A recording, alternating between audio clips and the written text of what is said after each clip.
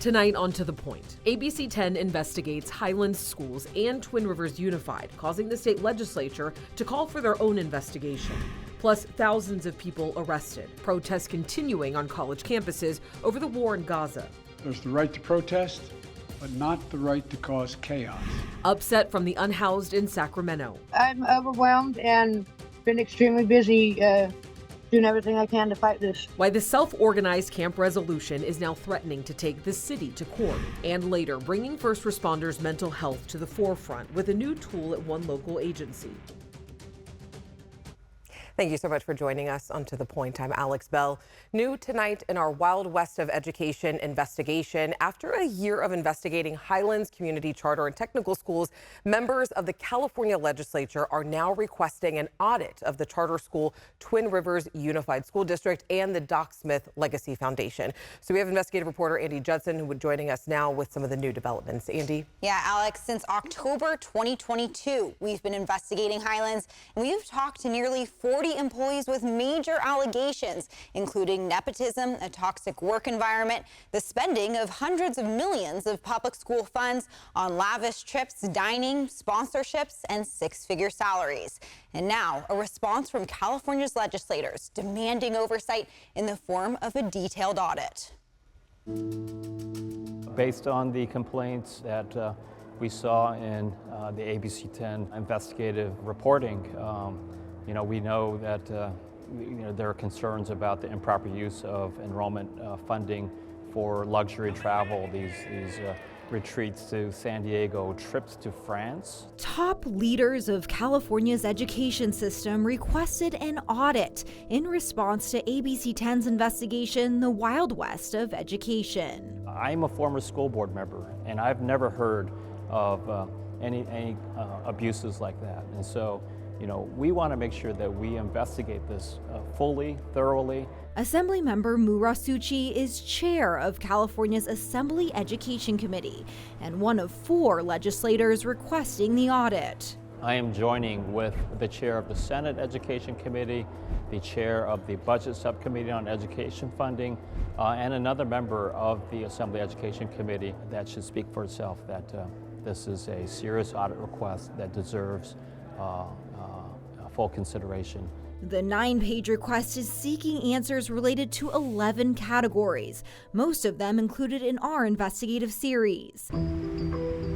The audit request includes questions of how Highlands leadership is spending public funds on political contributions and charities linked to elected officials, the possible falsification of student attendance records and student work samples, questions about nepotism and allegations of retaliation, teacher credentials, student-to-teacher ratios, and at least a dozen other critical items. We want to also scrutinize Twin Rivers Unified to make sure that they were doing their job, as part of this overall accountability system that we have in the state of California. If approved, the audit will look into what kind of oversight, if any, Twin Rivers provided. The Doc Smith Legacy Foundation, the nonprofit linked to the school and named after its current executive director, is also part of the audit.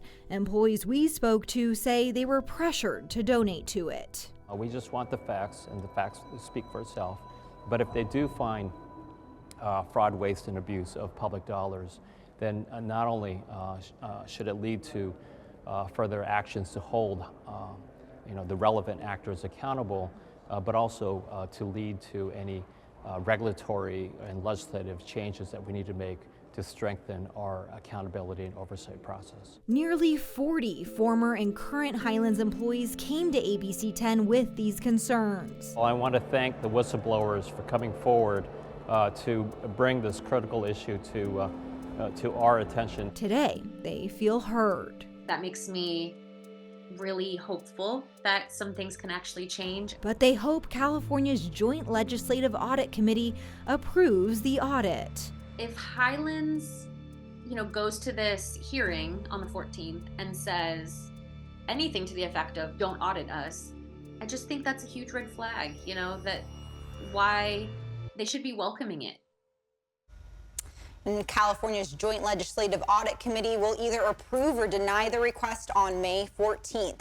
And Highlands responded, saying in part they welcome the audit request and are committed to transparency. They added that they are in the process of making changes, including approving fiscal policies that ensure public transparency and a new travel policy. Twin Rivers Unified also responded, saying in part they operate within the bounds of the law in providing oversight and that they're currently conducting their own audit of Highlands.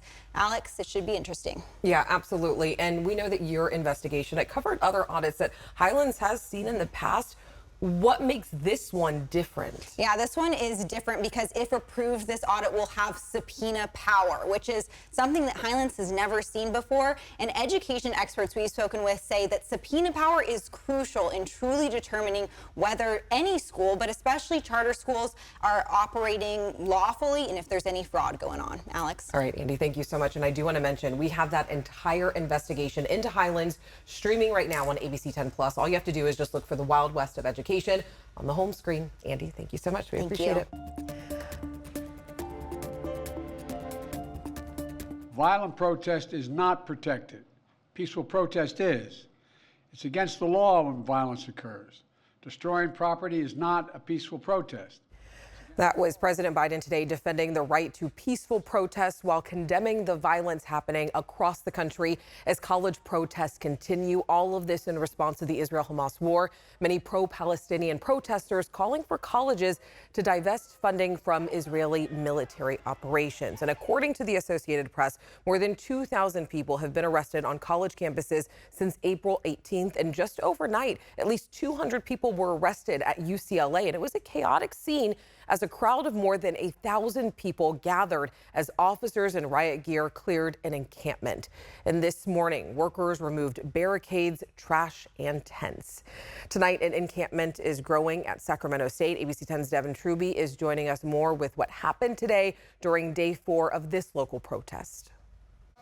Yeah, the encampment on campus is expanding with more artwork and signs. They've also added hand washing stations and portable bathrooms. The camp is also now enclosed by makeshift partitions, so the only way you can see in is through this front entrance that you're looking at now. As long as the protests stay peaceful, the university has given the group until May 8th to remain on campus. We heard from Sacramento State President Luke Wood today. He kept his response to the protest short. We are a public university. There you go. The president has told us that he may extend that. He has been very cooperative. He says he supports our right to demonstrate, but also, even if he didn't, we'd still stay here. Now, we also asked organizers today, with only 20 days left in the semester, do they plan to be here past graduation? They said they plan to continue to stay. All right, Devin, thank you. And we do want to mention that right now the university president is speaking with protesters in the encampment. We also reached out to Sacramento State to see if there was a list of companies that the protesters are asking them to divest from. University officials responding saying, quote, "We have reviewed our university foundation accounts and have found no direct investments in any of the areas of concern that have been raised by students." And developing news tonight following a deadly scuba diving boat fire back in 2019 where 34 people died while sleeping on the boat off of the coast of Southern California. The boat's captain has just been sentenced to 4 years in prison and 3 years supervised release. He was found guilty of criminal negligence, and among the 5 victims were 5 family members from Stockton. And a heads up for those heading out tonight. Take a look at this. A major crash backing up traffic along I-5. We just got this photo of the crash. The crash is on the southbound side near Lambert Road. Traffic is closed at Hood Franklin Road. And the CHP says part of the big rig went off the freeway and into that water below right there. At least 1 car was involved. Right now, there is no update on when this area will reopen, but we will keep you updated as we learn more information. Still ahead on To the Point, new developments in the fight over the future of homeless camp resolution, why attorneys say the city can't end a lease agreement. And hold on tight, we are going from warm and dry on your Friday, low 80s, all the way down to the low 60s by Saturday. What you need to know about those weekend plans. And later, how one local agency is bringing mental health to the forefront for those in the line of duty. When you go to those things, I mean, you see houses burned, you see some pretty tragic events. So even trying to debrief from those things can be sort of difficult.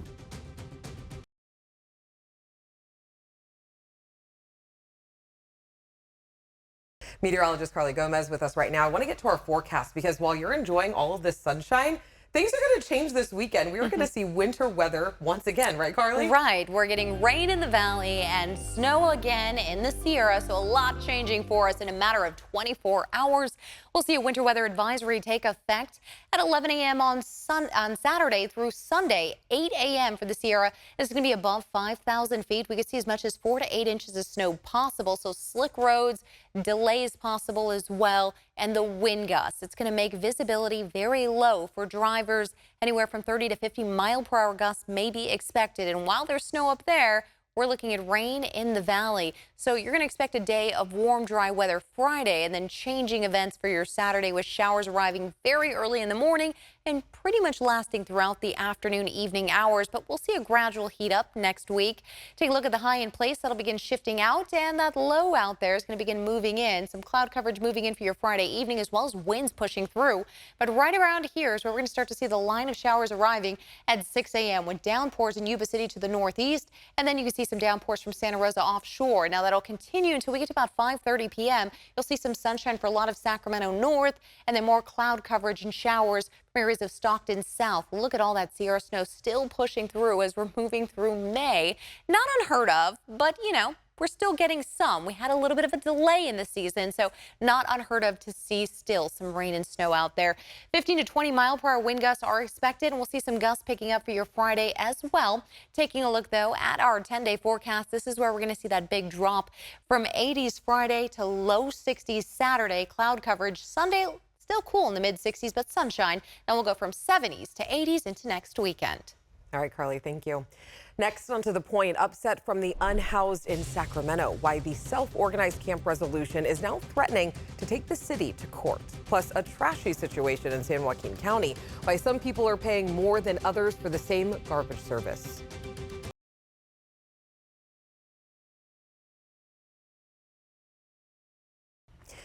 Now to our homeless crisis. The unhoused people living at Camp Resolution in Sacramento are fighting to stay where they are. And as we've reported, the city recently gave campers a May 16th deadline to move out. Well, now we have new developments and hear directly from residents about the toll this is taking on them. Our Rebecca Habegger has the story. Stressed out. Overwhelmed. Joyce Williams and her wife Sharon Jones are founding members of Camp Resolution. They say all this uncertainty is hurting the nearly 50 people who currently live at the camp. I'm overwhelmed and been extremely busy doing everything I can to fight this. I just think Camp Resolution is the safety and the security we need to get on our feet again. Established in the fall of 2022, this self-governing camp sits at Colfax Street and the Arden Garden Connector in North Sacramento. What it means to me is where I lay my head down to be safe at night to sleep. The city and an organization representing the campers called Safe Ground Sacramento entered into a lease agreement last spring. But as ABC 10 has been reporting, just a little over a month ago, the city said they're terminating the lease and people living there must move out by May 16th. The city says a variance that allows for the camping is set to expire June 1st. 45 to 54, we have 16 people. On Thursday, Camp Resolution held a virtual news conference. Anthony Prince, an attorney representing the camp residents, says he'll take the city to court if they follow through with breaking the lease. That's when you go to court and you ask a judge, we have a contract. This contract provides certain benefits and protections to our people, and the city has announced that they're going to terminate that lease. And Judge, we want you to order the city to abide by that contract. At almost the same time as Camp Resolution's news conference, the city published a letter saying they're willing to pause terminating the lease agreement and delay moving people out if the camp meets certain conditions. Those include ensuring that all vehicles people are living in are parked on the paved portion of the lot. Further, representatives of Safe Ground and Camp Resolution must agree to negotiate in good faith starting the week of May 6th to plan for the possible construction of affordable housing on the Colfax site and the provision of alternative, temporary, or permanent living arrangements for residents. But Camp Resolution says the city shouldn't be doing any of this because it all constitutes a violation of their contract. And we have copies of the letters the city and Camp Resolution's attorney sent to each other today. You can find that on abc10.com/links. All right, tonight, San Joaquin County officials are looking into a disparity in garbage rates impacting thousands of families.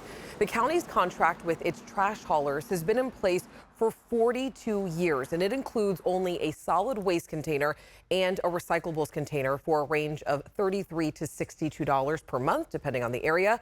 Meanwhile, the city of Stockton's rates start at $36.14 and include street sweeping and containers for solid waste, organics, and recyclables. Part of the unincorporated area is why the rate is different, is because sometimes they're not as in such a dense area. My district is dense where people from the county can be right across the street from people in the city. The Board of Supervisors asked county staffers to look into the rates for county residents to pay versus City of Stockton residents to try to fix the disparity, and the county says its current waste services contract will also be renegotiated.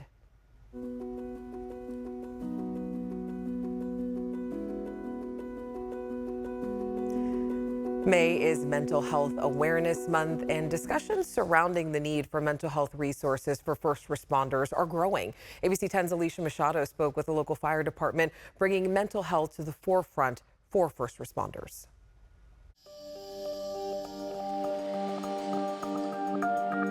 They're on the front lines of our community's most difficult days.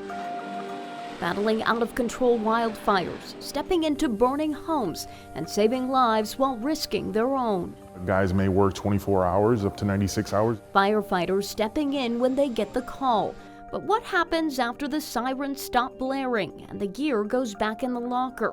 What they've just seen still remains. You see houses burned, you see some pretty tragic events. Dealing with the trauma left behind after responding to tragedy can be a silent battle for some, something Battalion Chief Jamie Pepin with Roseville Fire Department has seen firsthand. A firefighter of 25 years, Pepin says in his early years, mental health wasn't always at the forefront. You were taught to tough it out. You didn't talk about those things. And we realized that wasn't working for us anymore, as the number of firefighters dying by suicide exceeded those that were dying at the line of duty. A battle that took the life of one of their own. Unfortunately, in our department, we did lose an active member to suicide. At that time, we didn't have any of these programs for mental health in place. Pepin says once the International Association of Firefighters made mental health a priority, that's when things started to shift, changing the stigma. Over the years, Roseville Fire Department has added new programs and peer support to help members cope with the stress of the job. It's a really good feeling now in his honor that we have a lot of these programs in place so that we don't have that sort of circumstance again. And now a new recruit is helping reinforce the mission of making mental health a priority, lending 4 paws to the cause. Meet Blaze, the comfort canine. And Blaze has been here a little over a year now. With his handler Daniel Salois at his side, the 2-year-old Labradoodle is a trained therapy dog. He goes from station to station, greeting firefighters, helping them decompress and relieve stress after responding to emergencies. He comes to work with me. He'll do 24, 48 hours, whatever it happens to be with me, and he'll move station to station. But when he goes home, he's a dog. And he runs around and gets muddy and does everything that dogs do. Blaze's placement was made possible through a Folsom-based nonprofit called Hearts for Heroes. They focus on supporting first responders' mental health and wellness. Just petting a dog really lifts your spirit. You don't have to say anything. They know how to react to exactly what is going on with you.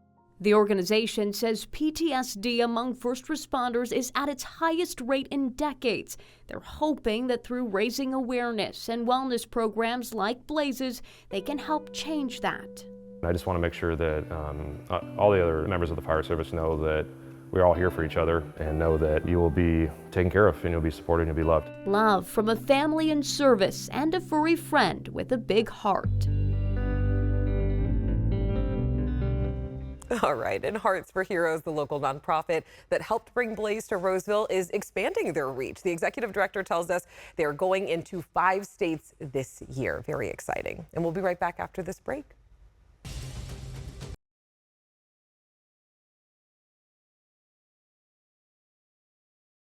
Today is the big day of giving, and it's one of the biggest fundraising events of the year for nonprofits. And the Sacramento Region Community Foundation works with donors to support nonprofits in the region. And it says that more than 800 nonprofits are taking part in the big day of giving this year. Causes include everything from caring for animals to music, education, helping children, seniors, veterans, and even getting the vote out. So if you do want to donate, the minimum gift is $10. You have until 11:59 to donate tonight. And as always, thank you so much for watching and for inviting us into your home. Remember, strangers are people we just haven't gotten the chance to meet yet. So take a little bit of time to get to know someone. Have a great night, and I will see you right back here tomorrow.